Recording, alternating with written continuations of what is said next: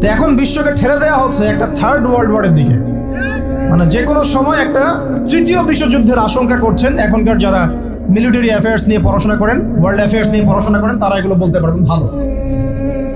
বিশ্বকে একটা খাদ্য মন্দার দিকে ঠেলে দেওয়া হচ্ছে, বিশ্বকে একটা দুর্ভিক্ষের দিকে ঠেলে দেওয়া হচ্ছে, এবং মহামারীর মধ্য দিয়ে অলরেডি কিন্তু আমাদের বিভিন্ন দেশের ইকোনমিক অবস্থা ভালো না। তার উপরে খাদ্য সংকট, তার উপরে যে বৈশ্বিক যুদ্ধগুলো, আমদানি রপ্তানি বন্ধ হয়ে যাচ্ছে, তেল গ্যাসের দাম বেড়ে যাচ্ছে, জনগণ হাহাকার করছে। এই পলিটিক্যাল গ্লোবাল অ্যাফেয়ার্সের ফিতনা এগুলো। তা আপনাকে এই জন্যই প্রথমে আমি একটা কথা বললাম যে ফিতনাময় একটা পরিবেশে একজন মুমিন যার অন্তর্দৃষ্টি আছে, যে কোরআন এবং সুন্নাহ দিয়ে এই বিশ্বের এই রহস্যগুলো উদ্ঘাটন করতে পারে, সে ভালো থাকতে পারে না। তার মনটা সবসময় কিন্তু মানে ব্যাকুল থাকবে যে কিভাবে এইসব সমস্যা থেকে নিজে উত্তরণের পথ খুঁজতে পারি, আর আমার পরিবারকে বাঁচাতে পারি, আর আমার জনগণকে বাঁচাতে পারি। আর যদি আপনি আত্মকেন্দ্রিক হন, স্বার্থপর হন, তাহলে নিজের চটকায় তেল দিবেন, নিজে ভালো থাকলেই বাপের নাম। তো দেখুন, এই জামানার কথাই নবীজি বলছেন সাল্লাল্লাহু আলাইহি ওয়াসাল্লাম, তোমাদের সামনে এমন একটা যুগ আসছে, নবীজি বলছেন জামানা সাবরিন, কঠিন জামানা, যে জামানায় ঈমান নিয়ে চলাটা হবে হাতের মধ্যে আগুন নিয়ে চলার মতো। নবীজি বলছেন ওই সময়ে সাহাবী জিজ্ঞাসা করছেন, ইয়া রাসূলুল্লাহ, আমি ওই সময়ে কি করব? ওই সময় আমি কি করব? আমাকে কি পরামর্শ দিচ্ছেন? নবী সাল্লাল্লাহু আলাইহি ওয়াসাল্লাম বলছেন, হে আমর ইবনে আস, তুমি ওই সময় বাড়িতে অবস্থান করো, বাসায় থাকো, বিনা প্রয়োজনে বাড়ির বাইরে এসো না। ওই সময় তুমি নিজের পাপের জন্য আল্লাহর কাছে ক্রন্দন করতে থাকো, বিনা প্রয়োজনে বাড়ির থেকে বের হয়েও না। আর মানুষের সাথে এত বেশি মেলামেশা করো না, নিজে তোমার আমল, তোমার গুনাহ নিয়ে ব্যস্ত থাকো, তোমার পাপের জন্য আল্লাহর কাছে কান্নাকাটি করো, ইনশাল্লাহ তুমি নাজাত পেয়ে যাবে। এটা একটা অপশন, মানে ফিতনাময় পরিবেশে আপনি কিভাবে বাঁচবেন, এটা একটা অপশন। আর একটা হাদিসে গিয়ে নবী সাল্লাল্লাহু আলাইহি ওয়াসাল্লাম বলছেন যে যখন এমন ফিতনাময় পরিবেশ আসবে, তখন যদি তোমরা এই আমর বিল মারুফ নাহি আনিল মুনকার, সৎ কাজের আদেশ, অসৎ কাজের নিষেধ, আমার সুন্নতের উপর অটল থাকতে পারো, তাহলে তোমরা 50 জন শহীদের নেকি পাবে। সাহাবায়ে কেরাম বলছেন, ইয়া রাসূলুল্লাহ, আমিনহুম আও মিন্না, তাদের মধ্যে 50 জন নাকি আমাদের মধ্যে 50 জন শহীদ? নবী করিম সাল্লাল্লাহু আলাইহি ওয়াসাল্লাম বলছেন, বাল মিনকুম, বরং তোমাদের মধ্যে 50 জন। এটা অপশন নাম্বার 2। এক কি বললাম, আপনি নিজেকে নিয়ে ব্যস্ত থাকেন, বাসায় থাকেন, বিনা প্রয়োজনে বাড়ির থেকে বের হবেন না, মানুষের সাথে কম মেলামেশা করেন, এবং নিজের পাপের জন্য আল্লাহর কাছে কান্নাকাটি করেন, নিজের আমল নামা নিয়ে ব্যস্ত থাকেন, ইনশাআল্লাহ নাজাত পাবেন। 2 নাম্বার, যদি আপনার কাছে আরো বেশি যোগ্যতা থাকে এবং আপনি আরো বেশি সাহসী হন এবং আপনি উম্মার, দেশের জনগণের কল্যাণ কামনা করেন, তাহলে অন্যদেরকেও এই ফিতনাময় পরিবেশে টিকে থাকার ফর্মুলা বলে দেন। এখানে সবর করেন, আমর বিল মারুফ নাহি আনিল মুনকারের কাজ করেন, আল্লাহ পাক আপনাকে ইনশাআল্লাহ 50 জন শহীদ সাহাবীর নেকি দিবেন। আরো অপশন আছে। কি অপশন? ওই যে আসহাবুল কাহফ কি করেছিল, একটা ফিতনাময় পরিবেশ থেকে নিজেরা আস্তে করে সরে গিয়েছে। যখন আপনি পরিবেশকে পরিবর্তন করতে আর পারছেন না, দাওয়াত দিয়েও কোনো কাজ হচ্ছে না, মানুষ কথাও শুনছে না, জুলুম নির্যাতন বাড়তেই আছে, টিকে থাকা মুশকিল, তখন তাদের হিসেবের দায়িত্ব আল্লাহর উপর ছেড়ে দেন, আপনি ওখান থেকে ডিসকানেক্টেড হয়ে যান। এমনও হাদিস আছে। হয়তো আপনার কাছে মনে হচ্ছে না এখনো ওই যুগ আসে নাই, কিন্তু আমি আপনাকে বলে দেই যে কোরআন এবং সুন্নাহর চোখ দিয়ে যদি আপনি দেখতে শেখেন এবং বর্তমান বিশ্বের প্রেক্ষাপটটা অ্যানালাইসিস করার যোগ্যতা আপনি অর্জন করেন কোরআন সুন্নাহর চোখ দিয়ে, আপনি বুঝতে পারবেন সেই সময় অনেক আগেই চলে এসেছিল। এখন ফিতনা এবং ফাসাদময় এই পরিবেশে আমরা কি করতে পারি, ছোট স্কেলে, বড় স্কেলে না, ছোট স্কেলে। আমি আজকে বড় বিষয় নিয়ে কথা বলতে আসি না, কারণ আমি চিন্তা করলাম যে আসলে প্রথমে যদি ব্যক্তিকেন্দ্রিক বিষয়টা ঠিক না হয়, বড় বিষয় আলোচনা করে কোনো লাভ নাই। আগে ব্যক্তি যদি ঠিক না হয়, বড় বিষয় আলোচনা করে আসলে কোনো লাভ নাই, আপনারা বুঝবেনও না, মাথার উপর দিয়ে চলে যাবে। এখন গ্লোবাল অ্যাফেয়ার্স নিয়ে কথা বলে খুব একটা ফায়দা নাই আপনাদের। এখন ইকোনমিক পুরো এই সুদভিত্তিক সিস্টেম আপনি চেঞ্জ করতে পারবেন না, এবং পুরো যে তাগুতি ব্যবস্থা আপনি চেঞ্জ করতে পারবেন না। আপনি কি করতে পারবেন? আপনি নিজেকে পরিবর্তন করতে পারবেন, আপনার পরিবারকে পরিবর্তন করতে পারবেন। এতটুকু আপনার পক্ষে এখন পর্যন্ত সহজ, ঠিক না? ঠিক কথা, এটা আপনি এখন করতে পারবেন। তো এটার ফর্মুলা কি? ফর্মুলা ঘাটতে গিয়ে আল্লাহ পাক আমার মাথার মধ্যে একটা হাদিস নিয়ে এসে দিলেন।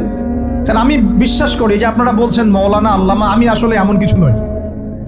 এই কথাগুলো আসলে আমার সাথে যায় না।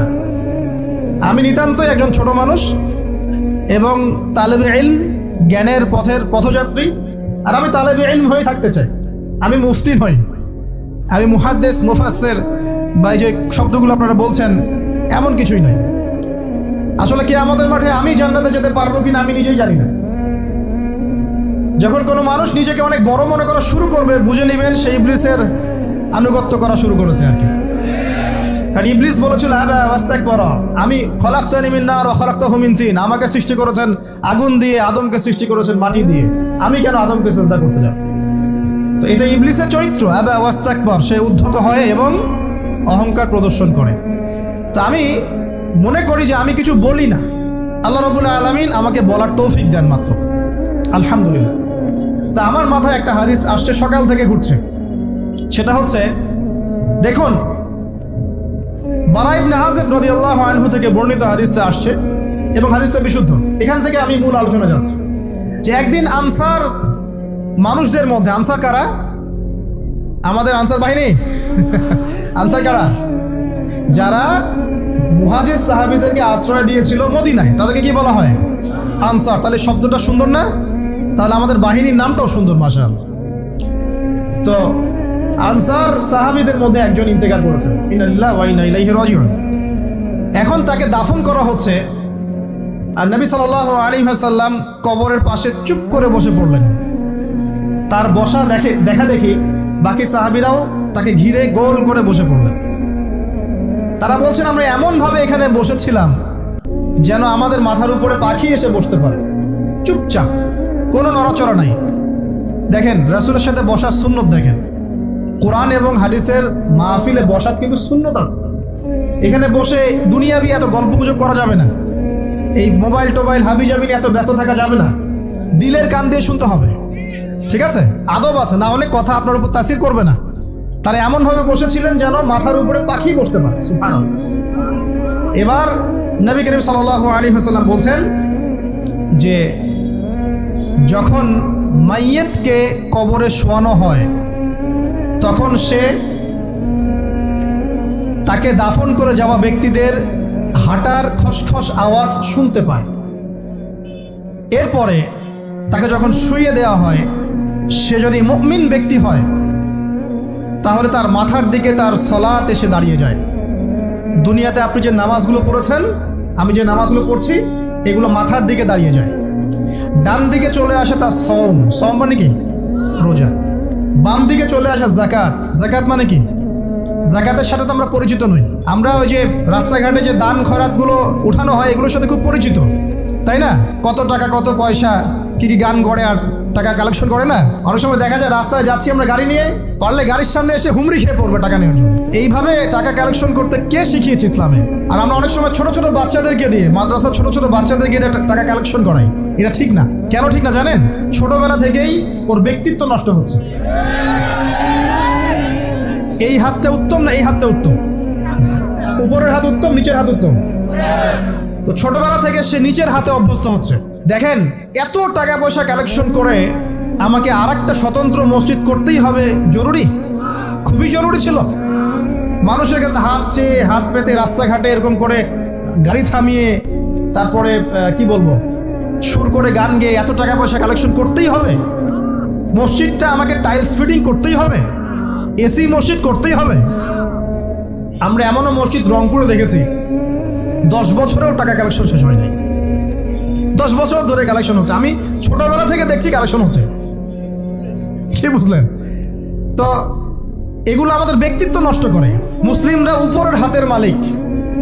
সারা বিশ্ব আমরা একসময় চালিয়েছি। এই পশ্চিমা সভ্যতা আমাদেরকে কি শিখায়? সারা বিশ্ব আমরা চালিয়েছি।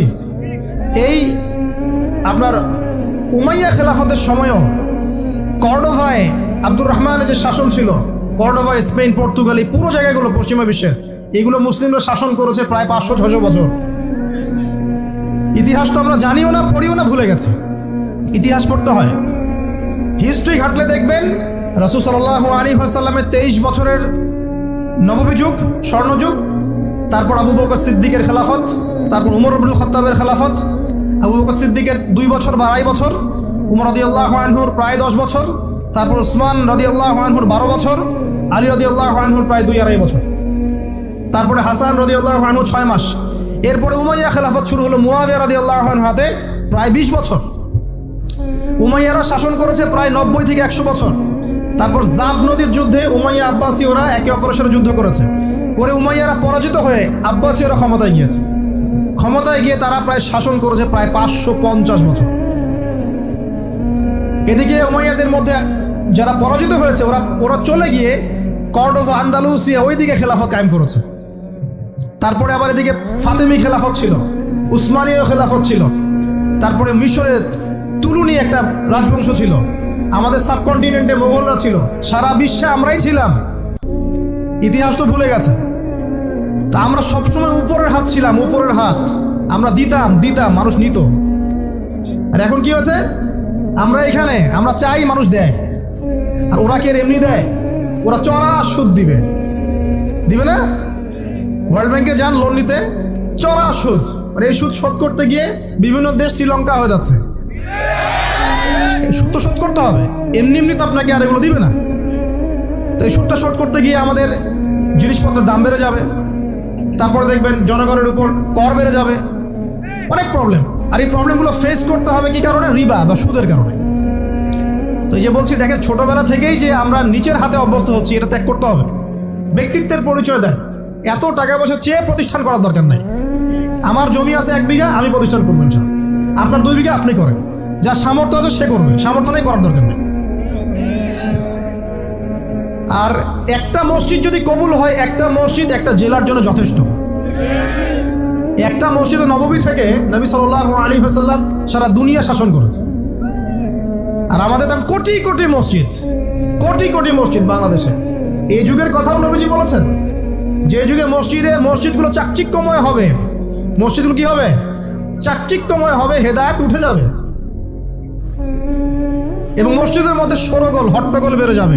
দেখেন না মসজিদে হট্টগোল বেড়ে গেছে না? এটা সেই যুগ। তো যেটা বলছিলাম প্রিয় ভাইরা, যে নিচের হাতে অভ্যস্ত না, উপরের হাতে অভ্যস্ত হতে হবে।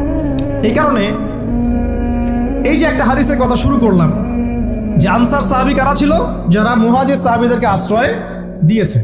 এখন এই সাহাবীদের মধ্যে একজন ইন্তেকাল করেছে, তার লাশ যখন রাখা হচ্ছে তখন নবীজি বলছেন, মাথার দিকে মাইয়েতের আসে কি?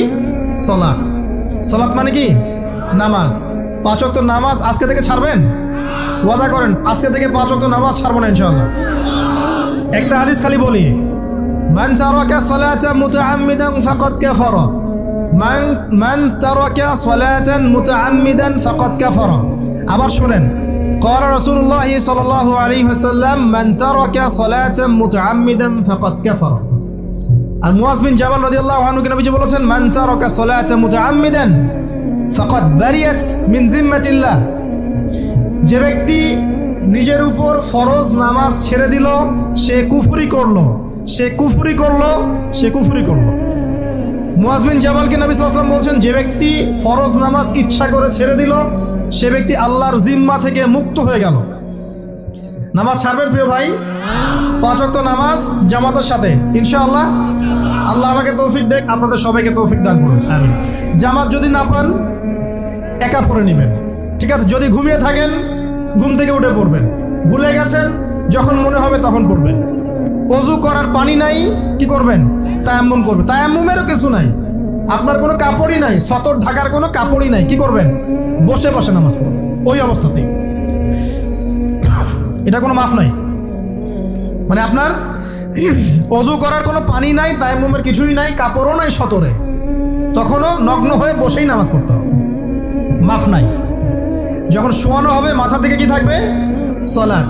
তাহলে আমরা যারা ফরজ সালাত এখন আদায় করছি না, আজকে তওবা করেন, বলেন আস্তাগফিরুল্লাহ আল্লাযী লা ইলাহা ইল্লা হুয়াল হাইয়ুল কাইয়্যুম ওয়া আতুবু ইলাইহি। হে আল্লাহ, আমরা তওবা করছি, সারা জীবনে যত নামাজ পড়ি নাই, এই সমস্ত নামাজ না পড়ার পাপ থেকে তোমার কাছে তওবা করছি। ঠিক আছে? এটা আস্তাগফিরুল্লাহর অর্থ নয়, আমি বাংলায় বললাম। আর যদি নামাজ কাজা করে আদায় করে দিতে পারেন আলহামদুলিল্লাহ, খুবই ভালো হয়। যদি নাও পারেন তাও এখন থেকে আর কোনো নামাজ বাদ দিয়ে না, আর বেশি বেশি নফল নামাজ পড়ার চেষ্টা করেন। আল্লাহ পাক তৌফিক এনায়েত করুন। তারপরে ডান দিকে কি? সওম। সওম মানে কি? রোজা। রমজান মাসে রোজা রাখি সবাই তো, মাশাআল্লাহ, আলহামদুলিল্লাহ। রমজান মাসে সওম রাখার পাশাপাশি বেশি বেশি নফল সওম রাখার ব্যাপারে অভ্যস্ত হওয়ার চেষ্টা করতে হবে। সবচেয়ে সেরা সওমগুলো হচ্ছে মাসের 3 দিন, আইয়ামে বীজের সওম, চাঁদের 13, 14 এবং 15 তারিখ। আর সপ্তাহে 2 দিন, সেটা হলো বৃহস্পতিবার এবং কি সোমবার। আল্লাহ পাক তৌফিক দান করুন, আমিন। এছাড়া আরাফার সওম আছে, আশুরার সওম আছে, ঠিক আছে, জিলহজ মাসের প্রথম 10 দিন রাখতে পারেন, ইত্যাদি। এবার বাম দিকে কি? যাকাত। যেটা বলছিলাম, যাকাতের সাথে আমরা খুব একটা পরিচিত নই, অথচ যাকাত একটা ফরজ ইবাদত। কেউ যদি নামাজ এবং যাকাতের মধ্যে পার্থক্য করে সে ব্যক্তি কাফের হয়ে যাবে। কেউ যদি মনে করে নামাজ আমি মানি, যাকাত আমি মানি না, তাহলে কাফের হয়ে যাবে। নিসাব পরিমাণ সম্পদ হলে প্রত্যেক মুসলিমের উপর যাকাত ফরজ, ঠিক আছে। এবং এই যাকাতই হচ্ছে আপনার ইসলামিক অর্থনীতির মূল ভিত্তি। তো যে কথা বলছিলাম প্রিয় ভাইরা, দেখুন, যাকাত ইসলামিক অর্থনীতির মূল ভিত্তি। কিভাবে জানেন? ব্যবসা এবং যাকাত এটা কি করে? এটা একটা মার্কেটের মধ্যে সম্পদ ঘুরতে থাকে। আমি বুঝাচ্ছি আপনাকে। মনে করেন আপনি ব্যবসা করছেন এবং যাকাত দিচ্ছেন। যাকাত কারা দিবে? যারা যাকাতের নিসাব পরিমাণ সম্পত্তি রাখে, মানে কিছুটা ধনী তারা। তো তারা ব্যবসা করছে, মাশাআল্লাহ। ব্যবসা যখন করে, ব্যবসায় কি থাকে? লাভ থাকে, লস থাকে, লাভ থাকে, লস থাকে। লাভও হতে পারে আপনার, লসও হতে পারে। আর সুদে কি? শুধু লাভ, লস আছে, লস নাই। পার্থক্য বোঝেন। এখন ব্যবসা যখন আপনি করবেন, এই টাকা বা মূল যে ক্যাপিটাল যেটা বলে অর্থনীতির ভাষায়, এটা মার্কেটের মধ্যে সার্কুলেট করতে থাকবে। আজকে আপনি ধনী, লাভ করেছেন, কালকে লস করবেন, এই ধন আরেকজনের হাতে চলে যাবে। সে আবার ব্যবসা করছে, সে লাভ করলে সম্পদ তার হাতে থাকলো, লস করলে আরেকজনের হাতে। মানে এই মানিটা, ক্যাপিটাল যেটা, এটা মার্কেটের মধ্যে ঘুরতে থাকে, ঘুরতে থাকে। আজকে কেউ ধনী, কালকে কেউ ধনী, আজকে কেউ ফকির, কালকে কেউ ধনী, এভাবে। এখানে আল্লাহ পাক যাকে ইচ্ছা হয় ধন দেন, যাকে ইচ্ছা হয় দরিদ্র করেন। এটা আল্লাহ পাক নিয়ন্ত্রণ করে।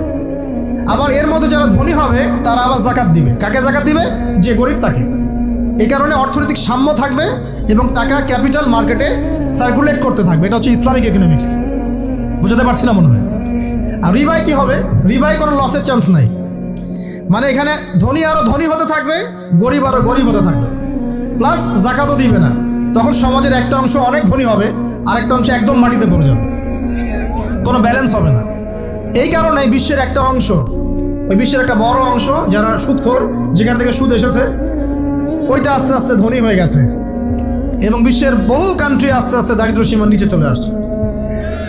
এটা শুধু ব্যক্তির ক্ষেত্রেই নয়, এটা সমাজের ক্ষেত্রে নয়, পুরো বিশ্বেটা হচ্ছে। তো এই হলো রিবা এবং ব্যবসা ভিত্তিক, যাকাত ভিত্তিক ইকোনমিক সিস্টেমের পার্থক্য, বেসিক ডিফারেন্স। রিবার মধ্যে আল্লাহ পাক তার হাত উঠিয়ে নেন, আল্লাহ পাক সেখানে আর ইন্টারফেয়ার করেন না। ঠিক আছে, সুদ খাচ্ছ, তুমি তোমার মতো চলবে। আর ব্যবসা ভিত্তিক ইকোনমিক্স চললে আল্লাহ পাক সেখানে কাউকে ধন দিবেন, কারো কাছ থেকে নেবেন। আপনার ধন নিয়ে আমাকে দিবেন, আমার ধন নিয়ে আপনাকে দিবেন। আর আমি যদি ধনী হই, আমি আবার যাকাত দিব, সেই যাকাতের টাকা আবার আপনার হাতে যাবে, কেউ না খেয়ে মরবে না। তো সামনে এই যে বলা হচ্ছে 2023 সাল, শুধু 23 সাল না, আমার অবজারভেশন 2026 সাল পর্যন্ত একটা অর্থনৈতিক মন্দা চলতে পারে। বলবে কিছু কিছু লোক যে ভবিষ্যৎবাণী করতে যাওয়া, এটা ভবিষ্যৎবাণী নয়। আপনি বর্তমান সম্পর্কে খবর রাখেন না বলেই বর্তমানকে আপনার ভবিষ্যৎ করা হচ্ছে। আমাদের অনারেবল মিনিস্টার যারা আছেন ওদেরকে জিজ্ঞাসা করেন, তাদেরকে জিজ্ঞাসা করেন, তারাও বলছেন যে 2023 সাল থেকে 26 সাল খাদ্য মন্দার মধ্যে যান। দেখেন নাই? তারা এই কথা বলছেন কারণ তারা বুঝতে পারছেন ওয়ার্ল্ডের অবস্থা ভালো না। এখানে একটা সলিউশন বলছে, ইচ্ছা হলে আপনি গ্রহণ করতে পারেন, ইচ্ছা হলে নাও করতে পারেন। আমার তো চাপিয়ে দেওয়ার কোনো ক্ষমতা নাই। ফাযাক্কির ইন্নামা আনতা মুযাক্কির, আপনি শুধু উপদেশদাতা। লাস্তা আলাইহিম বিমুসাইতির, আপনি কারো প্রতি দারোগা নন। কি উপদেশ? এই যে যাকাত, যেটা যাকাত, আমাদের যাকাত যেটা আছে, এটাকে একটু বড় পরিসরে কালেক্ট করার চেষ্টা করতে হবে। করে যদি আমরা সুষ্ঠু বন্টন করতে পারি গরিবদের মাঝখানে, ইনশাআল্লাহ কেউ খাদ্য অভাবে মারা যাবে না ইনশাআল্লাহ। আল্লাহ পাক আমাদেরকে বোঝার তৌফিক দান। এর পাশাপাশি তারা যেটা বলেছেন, ইকোনমিক সেকশনের লিডার যারা আছে তারা যেটা বলছেন এটা ঠিক বলছেন। তারা বলছেন কৃষিভিত্তিক অর্থনীতির কথা বলছেন, এটার সাথে আমি 100% একমত।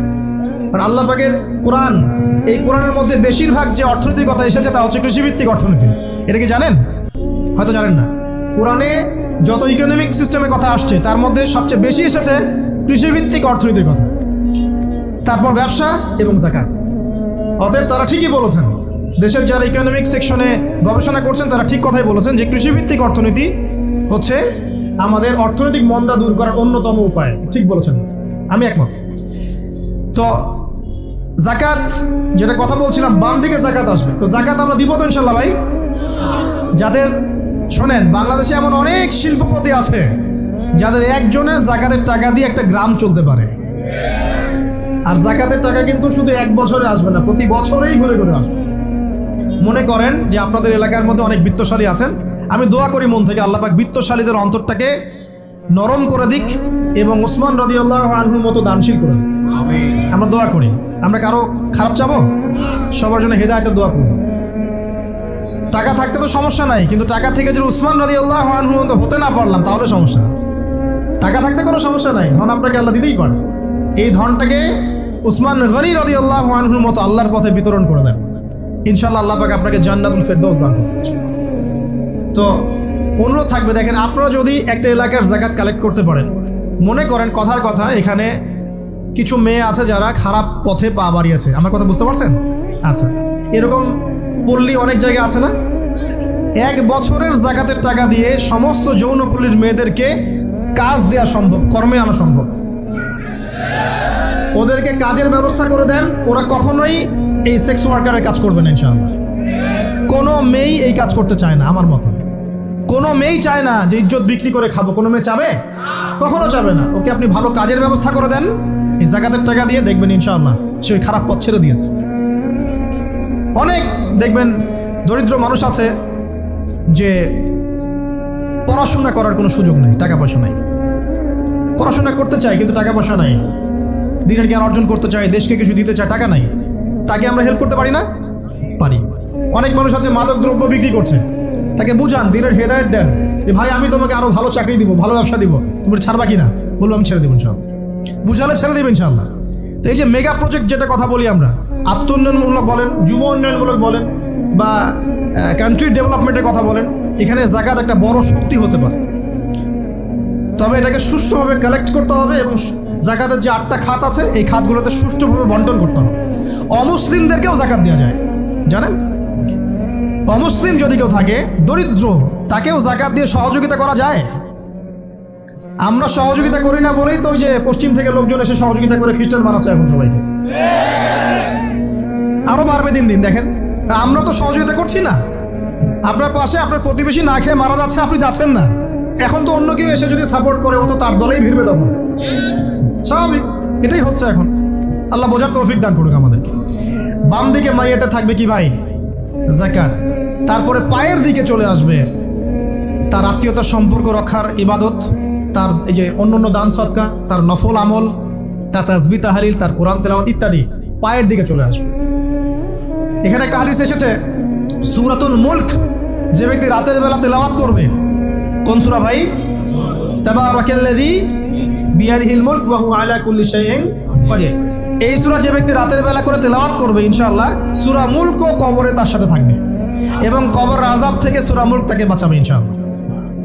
আমি বুঝাচ্ছি যে কি অবস্থাটা হবে। এবার দুজন ফেরেশতা মাথার দিক থেকে আসবেন, আসতে চাইবেন, সালাত বলবে এখান দিয়ে আসা যাবে না, এদিক দিয়ে আসা যাবে না। ডান দিক দিয়ে আসতে চাইবেন, এদিক দিয়ে আসা যাবে না। বাম দিক দিয়ে আসতে চাইবেন, যাকাত বলবে এদিক দিয়ে আসা যাবে না। পায়ের দিক দিয়ে আসতে চাইবেন, আমলগুলো বলবে এদিক দিয়ে আসা যাবে না। তখন যাই হোক তারা আসবেন। এটা তাদের, এটা কথা কি? এটা কথাটা হচ্ছে যে সলাতের গুরুত্ব, মানে সে সলাত আদায় করেছে, সে আমার হক আদায় করেছে, আমি তার পক্ষে আছি, পক্ষে বোঝাচ্ছে। রোজা বলবে আমি ওর পক্ষে আছি, তাকে আপনি কোনো শাস্তি দিবেন না, আমি তার পক্ষে আছি। আপনারা দুজন তাকে শাস্তি দিবেন না, আমি যাকাত তার পক্ষে আছি, এটা পক্ষে থাকার কথা। তারপরেও তারা আসবেন, চোখগুলো হবে নীল এবং কালো বর্ণ, নীলাপ চোখের, কালো। মুনকার নাকি? উঠে বসিয়ে দেওয়া হবে। এবার 3টা প্রশ্ন। প্রথমে প্রশ্ন হচ্ছে কি? মান রব, তোমার রবকে? তখন মুমিন বান্দা বুক ফুলিয়ে বলবে রব্বি আল্লাহ, আমার রবকে আল্লাহ। পৃথিবীতে যে ব্যক্তি আল্লাহর সাথে শিরিক করে নাই, আল্লাহর তাওহীদের উপর থেকেছে এবং তার উপরে মৃত্যুবরণ করেছে, ইনশাআল্লাহ সেই ব্যক্তি এর উত্তর নির্দ্বিধায় দিতে পারবে ইনশাআল্লাহ। আর দুনিয়াতে যে বা যারাই আল্লাহর সাথে শিরিক করবে, আল্লাহর সাথে শিরকের পাবে লিপ্ত হবে, ওই অবস্থায় মারা যাবে, তাওহীদের উপর থাকবে না, কোশ্চিন কালেও মান রব্বুক উত্তর দিতে পারবে পারবে না। তারপরে প্রশ্ন হয়ে যাবে মা দীনুক, তোমার দিন কি ছিল? মুমিন বান্দা উত্তর দিবে কি? দিন ইয়াল ইসলাম, আমার দিন ছিল ইসলাম। এখানে শুনে রাখেন, পৃথিবীতে যারা ইসলামকে পরিপূর্ণরূপে পালন করবে তারাই এই উত্তর দিতে পারবে ইনশাআল্লাহ। যারা ইসলামকে ঠাট্টা বিদ্রুপের হাসি তামাশার পাত্র বানিয়েছে, মন চাইলে কিছু করি মন চাইলে কিছু করি না, সহজগুলো একটু আমল করি বাকি কিছুর আমল ধারি না, হ্যাঁ নামাজ পড়ি সুদ ছাড়তে পারি না, ঠিক আছে, বছর বছর ওমরা করি এদিকে ঘুষ দুর্নীতি ছাড়তে পারি না, ইসলামকে ঠাট্টা তামাশার পাত্র বানিয়েছে, এরা কোশ্চিন কেন উত্তর দিতে পারবে না মা দিন দিনে পরিপূর্ণরূপে ইসলামে প্রবেশ করতে বলেছেন আল্লাহ রাব্বুল আলামিন। যারা পরিপূর্ণরূপে ইসলামে প্রবেশ করবে এবং ইসলামের প্রতিটা মৌলিক বিধান মেনে চলবে ইনশাআল্লাহ তারা এর উত্তর দিতে পারবে। এরপরে আসবে তৃতীয় প্রশ্ন, নবী সাল্লাল্লাহু আলাইহি ওয়াসাল্লামকে দেখানো হবে, যখন দেখানো হবে তখন সূর্য যখন ডুবে যায়, যে দৃশ্যটা আমরা দেখতে পারি না, ওই দৃশ্যটা ভেসে উঠবে এবং মুমিন বান্দা অস্থির হয়ে যাবে, বলবে আমাকে ছেড়ে দাও, আমি নামাজ পড়বো। সুবহানাল্লাহ। কারণ তার কাছে মনে হবে যে আসরের ওয়াক্ত হয়ে গেছে, আসরের ওয়াক্ত হয়ে গেছে, আসরের ওয়াক্ত চলে যাচ্ছে, আমাকে নামাজ পড়তে হবে। চিন্তা করেছেন? ওই যে একটা হাদিস আছে না, যে 7 শ্রেণীর মানুষকে আল্লাহ রাব্বুল আলামিন আরশের ছায়া দিবেন, তার মধ্যে এক শ্রেণীর মানুষকে যার অন্তর মসজিদের সাথে ঝুলে থাকে, তার মন মসজিদের সাথে ঝুলে ছিল, এই সূর্য ডুবে গেল বলে আমাকে ছেড়ে দাও, আমি নামাজ পড়তে যাও। তখন ফেরেশতারা বলবেন তোমাকে নামাজ পড়তে দেয়া হবে, তবে তার আগে তুমি এর উত্তর দাও। কি উত্তর? এই ব্যক্তির দিকে তাকাও। তখন নবী সাল্লাল্লাহু আলাইহি ওয়াসাল্লামকে দেখানো হবে, সাল্লাল্লাহু আলাইহি ওয়াসাল্লাম দরুদ পড়বেন, বলা হবে যে এই ব্যক্তির সম্পর্কে তোমার কি ধারণা? মান হাযা রাজুল বুইসা ফীকুম, এই ব্যক্তি কে যাকে তোমাদের কাছে পাঠানো হয়েছিল? মুমিন ব্যক্তি নির্দ্বিধায় বলে দিবে যে তিনি হচ্ছেন আমার নবী মুহাম্মদুর রাসূলুল্লাহ সাল্লাল্লাহু আলাইহি ওয়াসাল্লাম। দেখুন, পৃথিবীতে যে বা যারাই নবী সাল্লাল্লাহু আলাইহি ওয়াসাল্লামের সুন্নতের উপর আমল করবে ইনশাআল্লাহ সে তার উত্তর দিতে পারবে। দুনিয়াতে যারা নবীর সুন্নতের 5 পয়সা পরোয়া করছে না, তার আদর্শের 5 পয়সা দাম দিচ্ছে না, তারা কোশ্চিন কালে উত্তর দিতে পারবে না। নাম হতে পারে আব্দুর রহমান, আব্দুর রহিম, নবীর সুন্নতের ধার ধারে না, তারা উত্তর দিতে পারবে না। নবীর সুন্নতের গুরুত্ব কত গভীর এটা আমাদেরকে এখান থেকে বুঝতে হবে। তাই প্রিয় যুবক ভাইরা, মুসলিম ভাইরা, আমাদের জীবনটাকে নবীর আদর্শ এবং সুন্নতে ঢেলে সাজাতে হবে। সকাল থেকে সন্ধ্যা পর্যন্ত প্রতিটা কাজ করবো কার তরিকায়? রাসূলের তরিকা। নামাজ পড়বো তার তরিকায়, রোজা, সিয়াম, হজ, যাকাত, আমল, মুআমালাত, আখলাক সব কার তরিকায়? নবী সাল্লাল্লাহু আলাইহি ওয়াসাল্লামের তরিকা অনুযায়ী ইনশাআল্লাহ। আল্লাহ পাক তৌফিক এনায়েত করুন, আমিন। এবার ফেরেশতা দুজন জিজ্ঞাসা করবেন অবাক হয়ে যে তুমি কিভাবে এটা জানলে? তুমি কিভাবে এই 3টা প্রশ্নের উত্তর দিতে পারলে? কারণ বেশিরভাগ মানুষ তো উত্তর দিতে পারবে না, বেশিরভাগ মানুষই এই উত্তর দিতে পারবে না। কারণ কিয়ামতের মাঠে 1999 জন মানুষ জাহান্নামে যাবে, নাউজুবিল্লাহ। তো এটা কঠিন পরীক্ষা। আল্লাহ রাসূল সাল্লাল্লাহু আলাইহি ওয়াসাল্লাম বলেছেন যে নিশ্চয়ই তোমাদেরকে এখানে পরীক্ষায় ফেলা হবে, আর তোমরা যদি এই পরীক্ষা জেনে তোমাদের মৃতদেরকে দাফন করা থেকে বিরত না থাকতে, তাহলে আমি তোমাদেরকে শুনিয়ে দিতাম কবরে কেমন পরীক্ষা হয়। মানে যদি আমরা শুনতে পারতাম যে কবরে কেমন পরীক্ষা হয়, আমরা ভয়ে আমাদের মৃতদেরকে দাফন পর্যন্ত করতাম না। এটা নবীজি বলছেন সাল্লাল্লাহু আলাইহি ওয়াসাল্লাম। তাকে জিজ্ঞাসা করা হবে যে তুমি কিভাবে জানলে এটা? বেশিরভাগ মানুষ তো পারে না উত্তর দিতে। তখন সেই ব্যক্তি বলে বসবে, সেই ব্যক্তি বলবে যে করাতু কিতাব আল্লাহ, আমি আল্লাহর কিতাব এই কোরআন পড়েছি। মুমিন বলবে আমি আল্লাহর কোরআন পড়েছি, ফাআমানতু বিহি, আমি এর উপর ঈমান এনেছিলাম, ওয়া সাদ্দাকতু, এবং সত্যায়ন করেছিলাম। সুবহানাল্লাহ। অতএব দুনিয়াতে যারা দ্বীনের জ্ঞান অর্জন করছে না, কোরআন পড়ছে না, হাদিস পড়ছে না, পড়াশোনার চেষ্টা করছে না, জানার চেষ্টা করছে না, কবরে পাওয়া ডিফিকাল্ট আছে। এটা একটা অন্যতম প্রশ্ন। আমরা কিন্তু মনে করি 3টা প্রশ্ন হচ্ছে, আসলে প্রশ্ন হচ্ছে কয়টা? 4টা। 3টার পরে আরো একটা এক্সট্রা। কিভাবে জানলে? তখন উত্তর দিচ্ছে আমি আল্লাহর কিতাব পড়েছি, ঈমান এনেছি, সত্যায়ন করেছি। সুবহানাল্লাহ। নবী সাল্লাল্লাহু আলাইহি ওয়াসাল্লাম হাদিসের পরের অংশে বলছেন যে যখন কাফের বান্দাকে ওঠানো হবে, তখন ডানেও কিছু নাই, বামেও কিছু নাই, সামনে পিছনে কিচ্ছু নাই। মাথার দিক থেকে ফেরেশতারা চলে আসবেন, উঠিয়ে বসানো হবে, প্রশ্ন করা হবে, কে তোমার রব? একটাই উত্তর, লা আদরি, আমি জানি না। নাউজুবিল্লাহ। কি তোমার দিন? লা আদরি, আমি জানি না। এই যে আল্লাহর তো খবর নাই, আল্লাহ পাকের বিধান মেনে চলার কোনো খবরই নাই, পরোয়াই নাই। সে জানবে কিভাবে ইসলাম কি জিনিস? সে জানবে কিভাবে আল্লাহ কি জিনিস? ও তো আল্লাহকে চিনেই না। দিব্যি বলে বেড়াচ্ছে মহাবিশ্ব সৃষ্টি হয়েছে বিগ ব্যাং থেকে, আল্লাহ বলে কেউ নাই। মানুষ সৃষ্টি হয়েছে বান্দর থেকে, নাউজুবিল্লাহ। ওই যে ডারউইনের মতবাদ, কি থিওরি অফ এভলিউশন নাকি? হ্যাঁ, তাই তো মনে হয়, অনেকদিন আগে পড়ছি ভাই, ভুলে গেছি। তো যাই হোক, মানুষ তো আল্লাহকে চিনছে না। এখনো মানুষ মনে করছে যে আল্লাহ বলতে কেউ নাই। এবং এই মুক্ত চিন্তার নামে, বাক স্বাধীনতার নামে নাস্তিকতার যে চর্চাটা বেড়েছে বাংলায়, এটা আশঙ্কাজনক। বড় বড় বিশ্ববিদ্যালয় থেকে পড়ে আসছে, অনেক সময় দেখলাম বড় বিশ্ববিদ্যালয়ের প্রফেসর, সে বলছে যে মহাবিশ্ব বিগ ব্যাং দিয়ে সৃষ্টি হয়েছে, সৃষ্টিকর্তা নাই এখানে। তো মুসলিম বিজ্ঞানীর একটা কথা বলতেন যে মানুষ বিজ্ঞান সম্পর্কে অল্প জানলে নাস্তিক হয়ে যায়, আর অনেক গভীর জ্ঞান অর্জন করলে আল্লাহর কাছে আত্মসমর্পণ করে। খেয়াল করে দেখবেন, ডক্টর, ইঞ্জিনিয়ার যারা বড় বড় লেভেলে চলে গেছেন, অনেক সিনিয়র, তারা কিন্তু বেশিরভাগ নামাজি দেখবেন, নামাজ পড়ে, দান সদকা করে, সমাজ কল্যাণমূলক কাজ করে। তারা কিন্তু রোগীর সেবা করতে গেলেও বলে যে নামাজ পড়িয়েন, রোজা রাখিয়েন, তারা কিন্তু বলে। অনেক ডক্টর আমি দেখেছি এমন, যারা যত বেশি গবেষণা করে তারা তত বেশি আস্তিক হয়ে যায়, আর টুটাফাটা গবেষণা করলে নাস্তিক হয়ে যাবেন। কত প্রশ্ন, ইসলামের এটা কেন, ওইটা কেন, ইসলামে বহুবিবাহ কেন, হ্যাঁ ইসলামে কি পর্দার বিধান কেন, তারপর ইসলামে এত রেস্ট্রিকশনস, এত বাইন্ডিংস কেন, হ্যাঁ স্বাধীনতা নাই কেন, কত প্রশ্ন। ইসলামের এগেন্সে কত তীর এখন ছোড়া হচ্ছে। তো এই ব্যক্তি কেমন করে উত্তর দিবে যে মা দিনুক, তোমার দিন কি?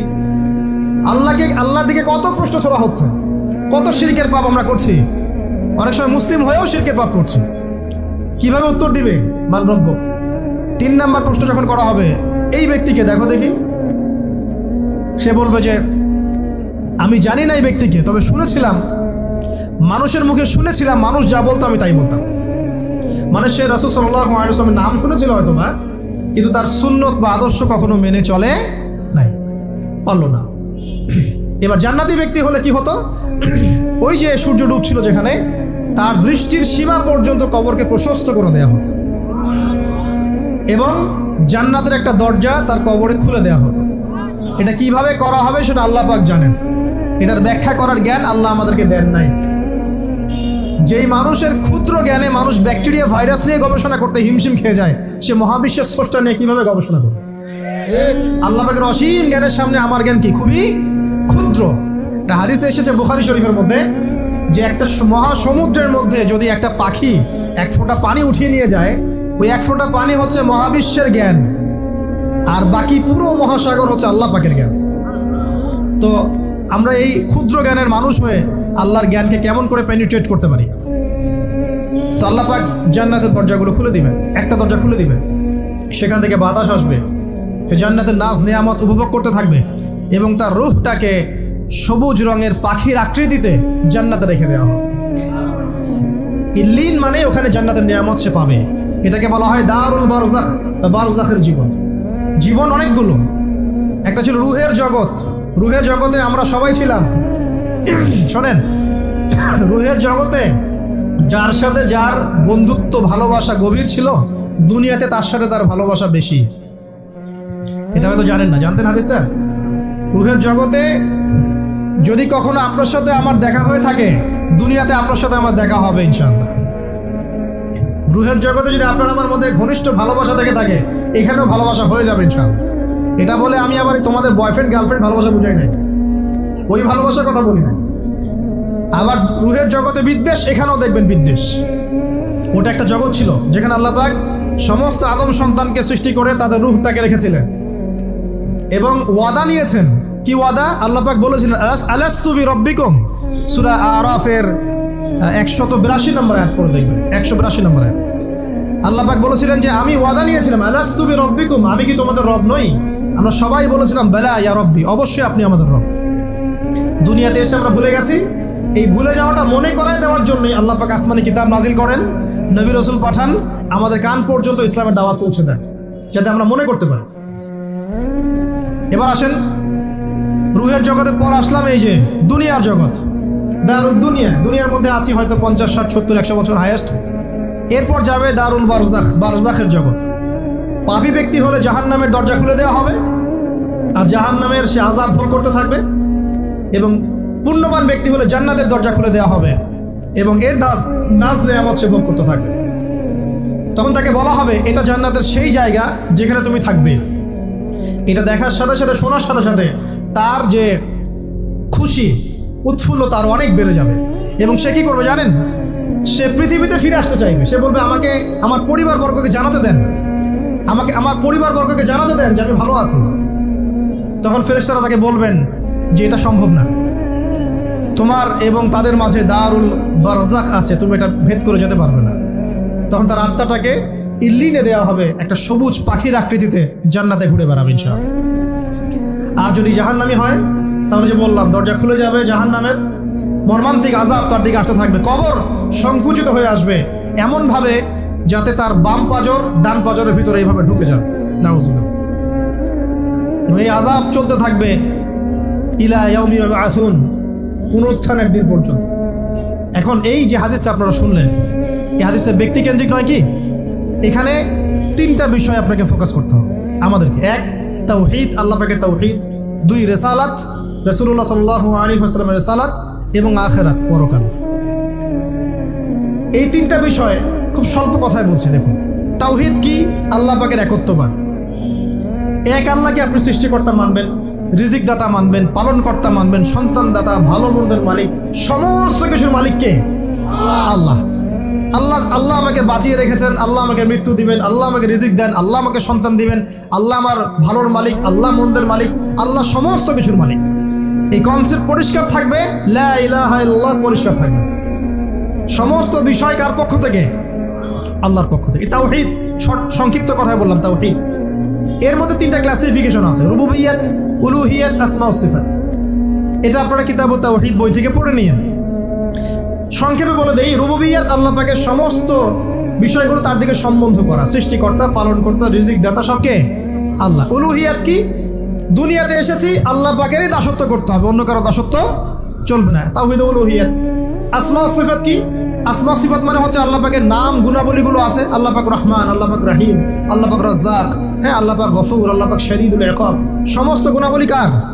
আল্লাহ। এই হলো আসমা ও সিফাত। আল্লাহ পাক যেমন, আল্লাহ পাক তেমন, আল্লাহ পাক নিজের মতো, কারোর সাথে তুলনীয় নন। ওয়াল্লাহু আহাদ, একক। আল্লাহুস সামাদ, তিনি অমুখাপেক্ষী। লাম ইয়ালিদ ওয়া লাম ইউলাদ, তিনি জন্ম দেননি, জন্মিতও নন। ওয়া লাম ইয়াকুল লাহু কুফুয়ান আহাদ, তার সমতুল্য আর কিছুই নাই। আল্লাহ থেকে সবকিছু হয়, এটাই হলো তাওহীদ। এখন এর অপোজিশন কি? শিরক। তাওহীদের বিরুদ্ধে গেলে কি হয়ে যাবে? শিরক। কেউ যদি মনে করে যে আল্লাহ ছাড়া কেউ আমাকে জীবন দিতে পারে, আল্লাহ ছাড়া কেউ আমাকে মারতে পারে, আল্লাহ ছাড়া কেউ আমাকে রিজিক দিতে পারে, অথবা আল্লাহ ছাড়া কেউ সন্তান দিতে পারে, আল্লাহ ছাড়া অন্য কারোর কাছে কেউ যদি দোয়া করে, আল্লাহ ছাড়া অন্য কারোর জন্য নজর মানত করে, আল্লাহ ছাড়া অন্য কারোর নামে কসম খায়, আল্লাহর হালালকে হারাম করে দেয়, আল্লাহর হারামকে হালাল করে নেয়, ঠিক আছে? আল্লাহ থেকে শুভ অশুভ আসে না, শুভ আল্লাহর পক্ষ থেকে আসে, অশুভ শয়তানের পক্ষ থেকে আসে, এমনও যদি কেউ মনে করে, শুভ অশুভ দুটোই আল্লাহর পক্ষ থেকে আসে, কিন্তু কেউ যদি মনে করে না শুভগুলো আল্লাহর পক্ষ থেকে, অশুভগুলো শয়তানের পক্ষ থেকে, এমনও যদি মনে করে, শিরক হয়ে যাবে। মুসলিমরা চলাফেরায় শিরক করছে। এখন মুসলিমরা আল্লাহ ছাড়া অন্য কারোর কাছে চাচ্ছে, মুসলিমরা অনেকে কবরে সিজদা করছে, মুসলিমরা অনেকেই মৃত মানুষের কাছে দোয়া করছে, হাতে বালা পরে আছেন, খোলেন না। কেন খোলেন না? ভয়ে যদি আপনার ক্ষতি হয়। শিরক। মুসলিমরা দেখবেন আগুনের সামনে মাথা নত করছে। মুসলিমরা এখন মেডিটেশন করে, ধ্যান করে। মুসলিমরা জিনকে তাবে করতেছে। অনেক সময় দেখা যায় মুসলিমরা জাদু করতেছে, জাদুবিদ্যা, কুফরি কালাম করছে না? করছে। সবই শিরক, সবই শিরক। মুসলিমরা দেখবেন আল্লাহর হালাল যেগুলো আছে এগুলোকে হারাম করে ফেলছে, আবার অনেক সময় আল্লাহর হারামগুলোকে হালাল করে নিচ্ছে। সুদ কি ভাই? এখানে ফরজ, হালাল করে নেওয়া হয়েছে। মদ কি? তোমাদের কাছে তো ওয়াজিব, না খাইলে ঘুম হয় না। তো এই যে আল্লাহ হারামগুলোকে কি করছি আমরা? হালাল করে ফেলি, এটাও শিরক, কুফরি একটা।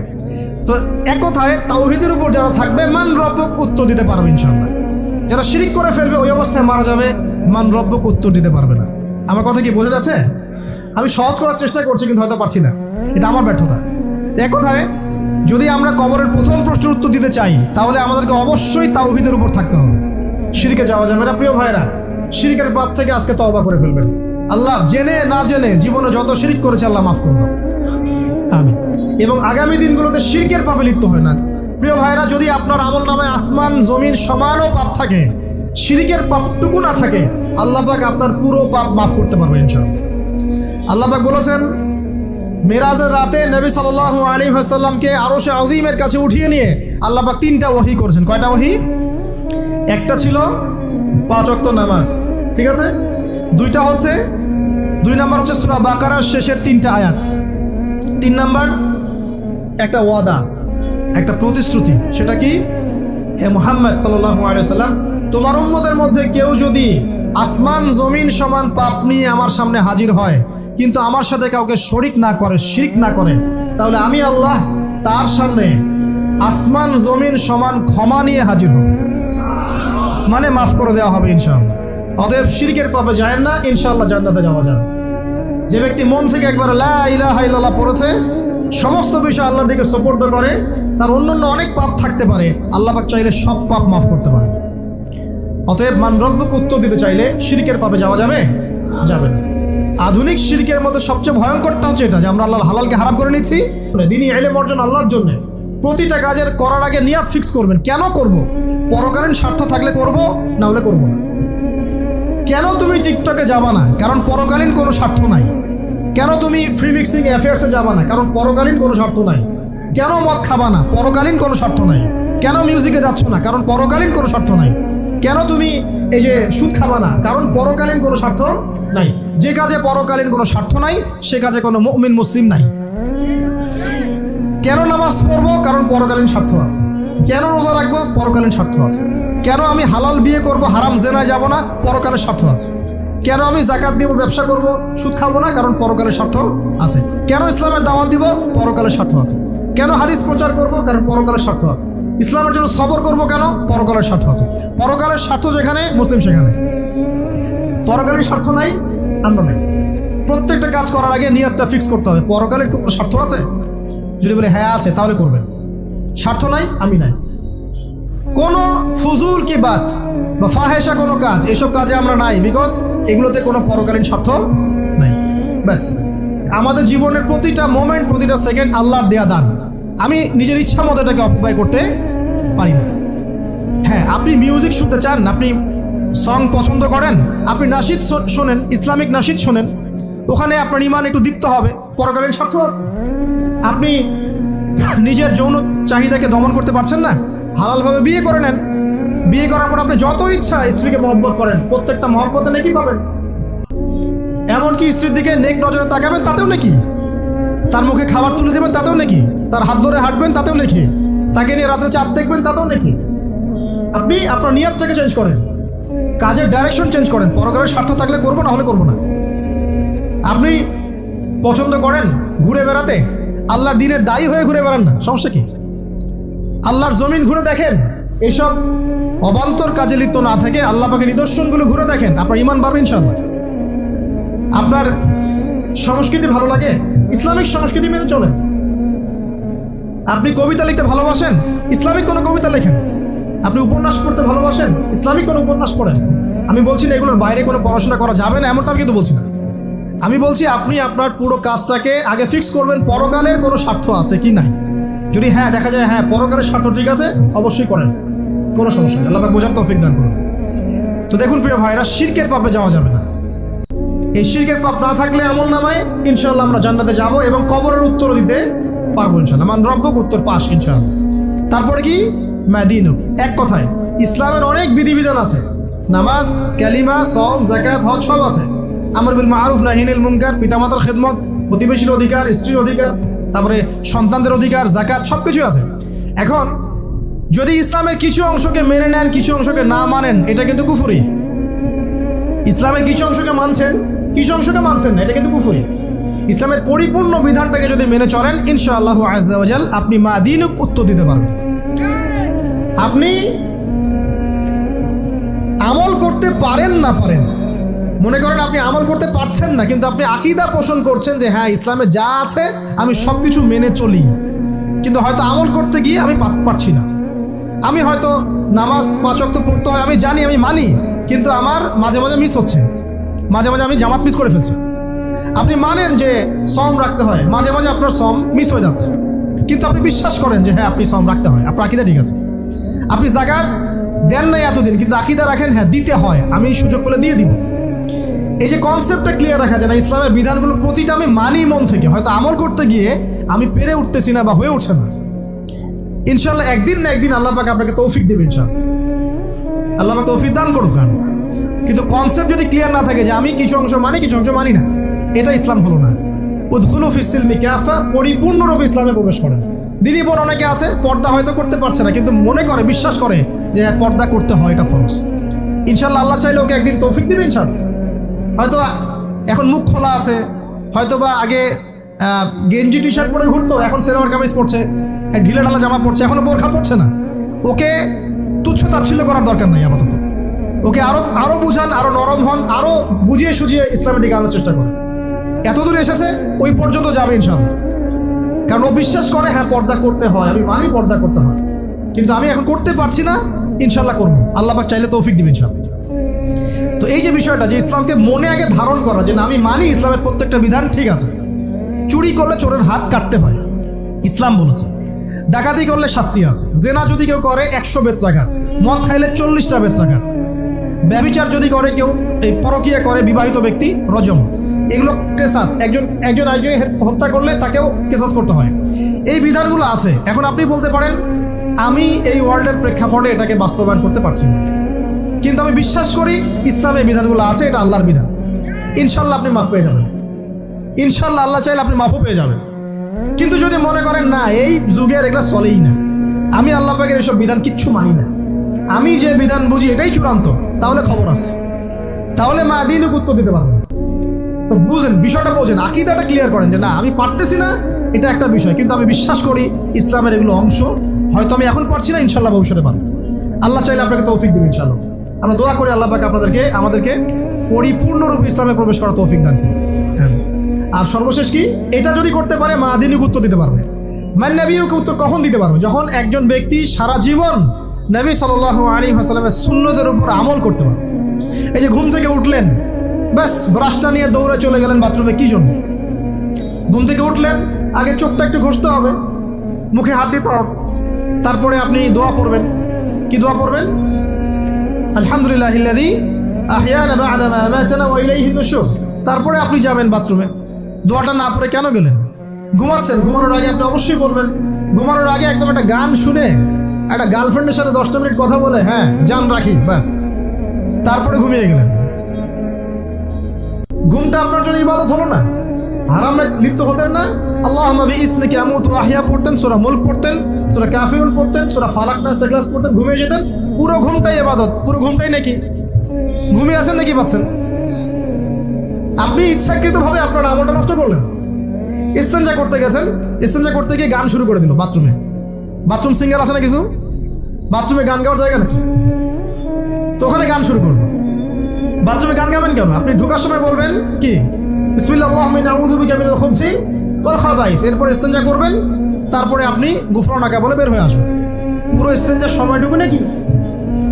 নামাজ পড়তে দাঁড়িয়েছেন, এখানে রিয়া কোনো লৌকিকতা থাকবে না, লোকজন আমাকে দেখছে আমি ভালো করে নামাজ পড়ি, এমন থাকবে না। নামাজে দাঁড়িয়েছেন আল্লাহর জন্য খালেস। এখন আল্লাহ আপনার মাঝখানে আর কেউ নাই, আল্লাহ আপনার মাঝখানে আর কেউ নাই। এখন কি যা ইচ্ছা তাই নামাজ পড়বেন? একদল বের হয়েছে, এখন দেখি 2 ওয়াক্ত নামাজ পড়ে। তাদের বক্তব্য হচ্ছে যে 5 ওয়াক্ত নামাজ নাকি কোরআনে নাই, আর ওরা খালি কোরআন মানে হাদিস থেকে মানে না। কত যে ফেরকা এখন বের হয়েছে আল্লাহ ভালো জানে।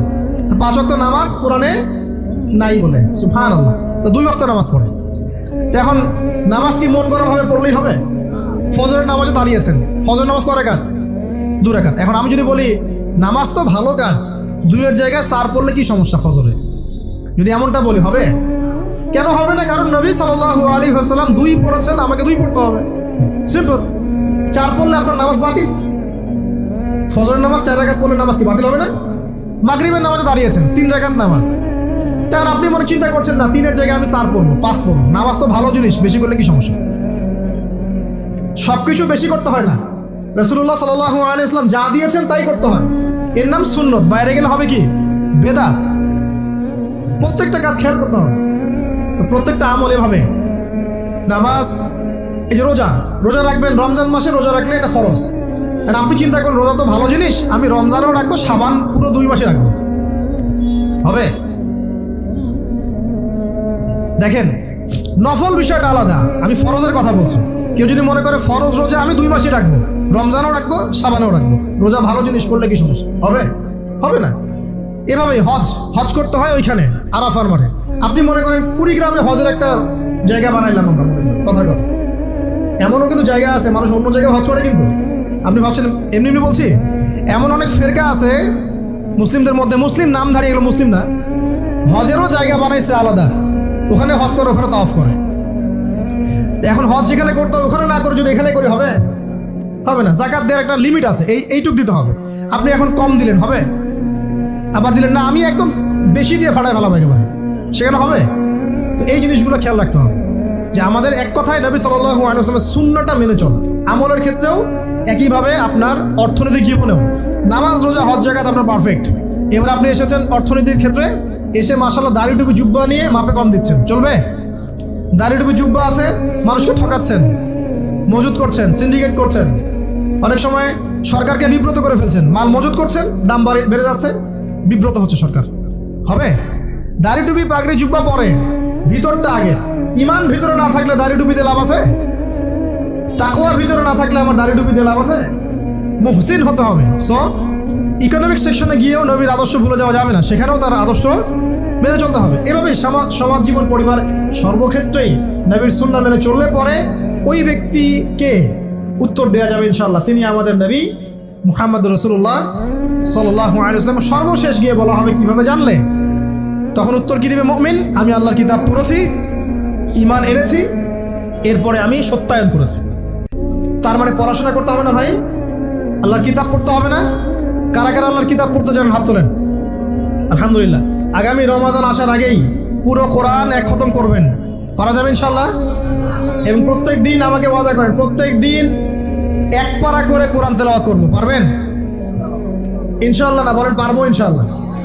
পারবো ইনশাআল্লাহ। আল্লাহ পাক তৌফিক দান করুন, আমিন। কোরআন পড়তে হবে, শুধু কি জাস্ট তোতা পাখির মতো পড়েই যাবেন সারা জীবন? অর্থটা একটু বোঝার চেষ্টা করবেন না ভাই?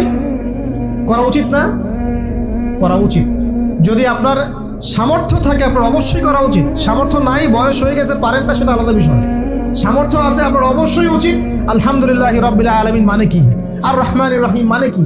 মালিকি ইয়াউমিদ্দিন বলছি, এটা মানে কি? ইয়াকা না'বুদু বলছি, ওয়া ইয়াকা নাস্তাঈন, এর অর্থ কি? ইহদিনাস সিরাতাল মুস্তাকিম মানে কি? সিরাতাল্লাযীনা আন'আমতা আলাইহিম গায়রিল মাগদুবি আলাইহিম ওয়ালাদ-দালিন, কি অর্থ, কি বললাম? নামাজে এটার অর্থ জানলে মনোযোগ কি ডানে বামে যাবে? যাবে না ইনশাআল্লাহ। এই যে আল্লাহ পাক বলছেন, ইয়া আইয়ুহাল্লাযীনা আমানুত্তাকুল্লাহ, হে মুমিনগণ আল্লাহকে ভয় করো, হাক্কা তুকাতিহি ওয়া লা তামুতুন্না ইল্লা ওয়া আনতুম মুসলিমুন, তোমরা এমনভাবে আল্লাহকে ভয় করো, ভয় করার মতো ভয় করো, এবং পরিপূর্ণ মুসলিম না হয়ে মৃত্যুবরণ করো না। এর অর্থটা জানলে ভালো লাগলো না? বুঝতে পারলাম না কোরআনটা? আল্লাহ বলছেন ওয়াযারু মা বাকিয়া মিনার রিবা, সুদের অবশিষ্ট অংশ ছেড়ে দাও। ওয়া ইল্লাম তাফআলু ফাআযারু বিহারবিন মিনাল্লাহি ওয়া রাসূলিহি, যদি না করো আল্লাহ এবং রাসূলের সাথে যুদ্ধের ঘোষণা শুনে রাখো। অর্থ জানলে হেদায়েত পাওয়া যায় না? অতএব অর্থটা জানার চেষ্টা করেন। আল্লাহ পাক তৌফিক এনায়েত করুন। হ্যাঁ, অর্থ বোঝার ক্ষেত্রে যদি কোনো প্রতিবন্ধকতা পান সামনে, আলেম ওলামার কাছে যাবেন, জিজ্ঞাসা করে অর্থ জেনে নেবেন। নিজে নিজে আবার মন করে ব্যাখ্যা করতে যায় না। কোরআন বুঝতে গেলে হাদিস লাগবে, হাদিসগুলো পড়তে হবে। হাদিসের কিছু বই কিনবেন, রিয়াদুস সালেহিন, ফয়জুল কালাম, এই যে আপনারা পড়েন, মুনতাখাব হাদিস পড়েন, ঠিক আছে, বুলুগুল মারাম মিন আদিল্লাতিল আহকাম, মিশকাতুল মাসাবি, এই বইগুলো বাসায় রাখবেন। এরপরে আস্তে আস্তে কিনবেন আবু দাউদ, তিরমিজি, নাসাই, এগুলো কিনবেন। পরে গিয়ে বুখারী মুসলিমের অনুবাদ কিনবেন, আগে কিনবেন না। এগুলো কঠিন হাদিস, এগুলো আগে পড়লে আপনি মাথাটা আপনার কিন্তু ঘুরতে থাকবে। তো আগে কি ক্লাস 8-এ পড়বেন, আগে এইচএসসি দিবেন? আগে ক্লাস 7-8 পার করে যান, তারপরে দিকে যান। আল্লাহ বোঝার তৌফিক দান করুন। প্রিয় ভাইরা, ইলম অর্জন করতে হবে। ইলম অর্জন করলে পরে আপনি তালেবে ইলম, তালেবে ইলমের পায়ের নিচে আল্লাহর ফেরেশতারা পাখা বিছিয়ে দিবে ইনশাআল্লাহ তাআলা। ইলম অর্জন করে আপনি যখন আলেম হবেন বা দ্বীনের জ্ঞান অর্জন করবেন, তখন আপনি দাওয়াতের কাজও করতে পারবেন। আপনার দাওয়াতে যত মানুষ ইসলামের দিকে আসবে সমস্ত নেকি আপনি পাবেন ইনশাআল্লাহ। এবং যখন আপনি আরো বড় আলেম হয়ে যাবেন, আল্লাহ তৌফিক দান করুন, তখন আসমানের যত মাখলুক এবং জমিনের যত মাখলুক, এমনকি গর্তের মধ্যে যে পিপিলিকা আছে সেগুলাও এমনকি সাগরের নিচের মাছ আপনার জন্য ইস্তেগফার করবে, দোয়া করবে ইনশাআল্লাহ। আল্লাহ পাক আমাদের সবাইকে শিরক মুক্ত আমল করার তৌফিক দান করুন, আমিন। আল্লাহ তাওহীদের উপর থাকার তৌফিক দান করুন, আমিন। আল্লাহ পাক আমাদের সবাইকে দ্বীন ইসলাম পরিপূর্ণরূপে পালন করার তৌফিক দান করুন, নবী সাল্লাল্লাহু আলাইহি ওয়াসাল্লামের আদর্শ মেনে চলার তৌফিক দান করুন এবং দ্বীনের জ্ঞান অর্জন করার তৌফিক দান করুন। দুনিয়াতে আমরা যতদিন বেঁচে থাকবো ইসলামের উপর যেন বেঁচে থাকতে পারি এবং আমাদের মৌতের পর দারুল বারজাখ বা কবরের জিন্দেগি আল্লাহ পাক আমাদেরকে এই ভয়াবহ ফিতনা থেকে, আযাব থেকে হেফাজত করুন, আমিন।